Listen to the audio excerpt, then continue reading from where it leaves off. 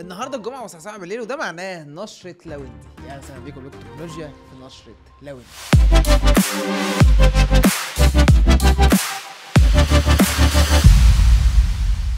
واتساب بتنزل فيتشر جامدة جدا جدا جدا، حاجة احنا بنعملها من سنين عن طريق جوجل كيب، بتعملها من سنين عن طريق ايميل لنفسك، واخيرا في واتساب هتقدر تبعت مسج لنفسك.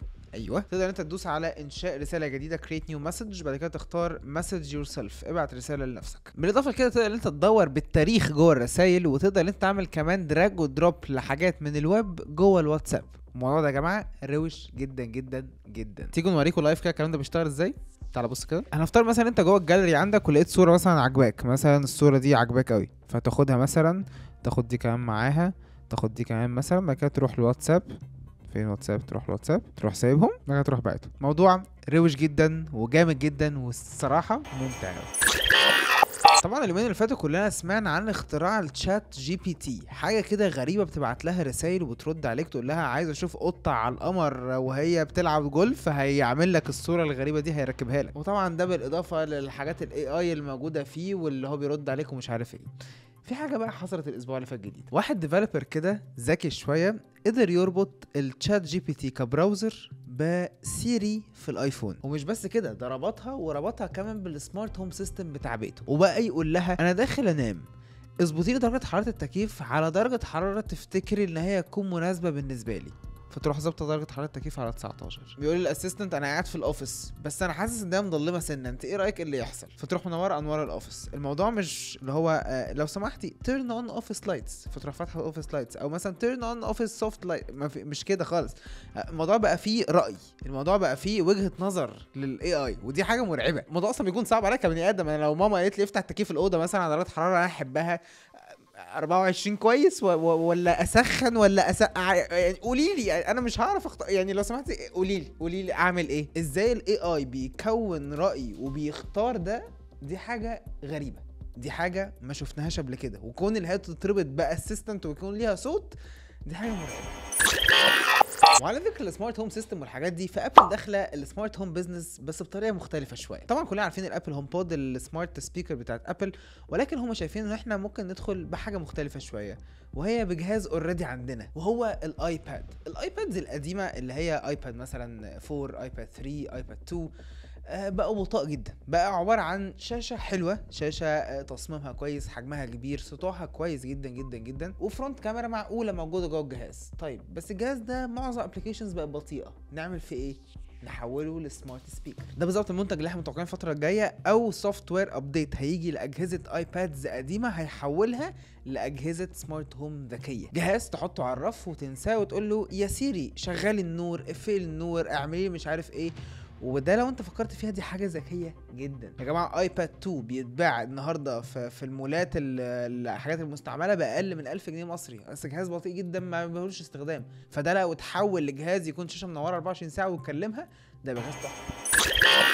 مع اقتراب الاعلان عن سلسله سامسونج الجديده للاس 23، اس 23 بلس واس 23 الترا، في شويه تسريبات بتنزل من الاعلان الرسمي يوم فبراير 1. اول تسريب بيقول لنا ان احنا متوقعين كاميرا اساسيه في الاس 23 الترا 200 ميجا بكسل، وده يكون اكبر رقم كاميرا حصلت في سامسونج من وقت ما بداوا. متوقعين شاشه الالترا تكون 6.8 انشز 2K، وال 23 و 23 بلس هيكون شاشه فول اتش دي 120 هرتز، مش حاجه جديده يعني. متوقعين برضو شويه اختلافات في الديزاين وشويه خامات جديده وسوفت وير فيتشرز جديده كتير، وفي تغطيه جامده قوي جايه من بلد ما هسافر لها، وهكون بصور لكم الموبايل ده وانزله لكم ريفيو كامله هتعجبكم قوي في نفس يوم الاعلان اللي هيظهر. ولازم تكون مشترك في القناه عشان احنا هنعمل تغطيه كامله للحدث بتاع سامسونج والاس 23 الترا، هينزل له فيديوهات كتير وهنتكلم عنه بتفصيل كتير قوي خلال الفتره اللي جايه، فلازم تكون مشترك في القناه عشان تتابع الفيديو.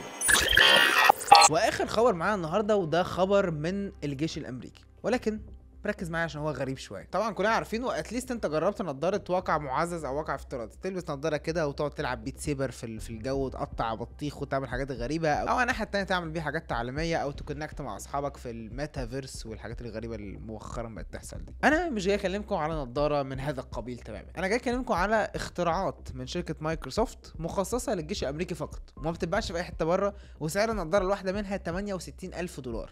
النضاريه الواحده الهيدسيتايه الواحده ب 68,000 دولار. مايكروسوفت عملت نضاره فيها شويه كاميرات وسنسورز وحاجات غريبه كده، تمن الواحده بالسعر الغريب ده، وبتتلبس فوق الراس وبتخلي الشخص الجندي في الجيش الامريكي شايف حاجات هو استحاله يشوفها بعينيه المجرده، وشويه جرافيكس وشويه حاجات يقول له روح يمين وشمال ونافيجيشن وحاجات فظيعه كده محدش عارفها. الفكره ان هم عاملين 6900 نضاره وطالبين من الحكومه الامريكيه 400 مليون دولار تكلفه تصنيع النضارات دي. وعارف اللي يخضك اكتر ايه؟ ان الجيش الامريكي كان طلب من مايكروسوفت فتره من فترات يقول لهم عايزين نعمل ابديت بس كده فيرجن 1.2 لكذا فيتشر نظبطها. فمايكروسوفت قالت له عينينا، وعملت له فاتوره وكاتبه في الفاتوره دي تكلفه الحاجات دي علينا كمايكروسوفت او عليكم انتوا كجيش هتدفعوها لينا، يعني 125 مليون دولار عشان يعمل لك ابديت لفيتشر في نضاره. بيزنس ناجح جدا. ولكن عارفين ايه اللي مشجعني وايه اللي بسطني في حاجه زي كده؟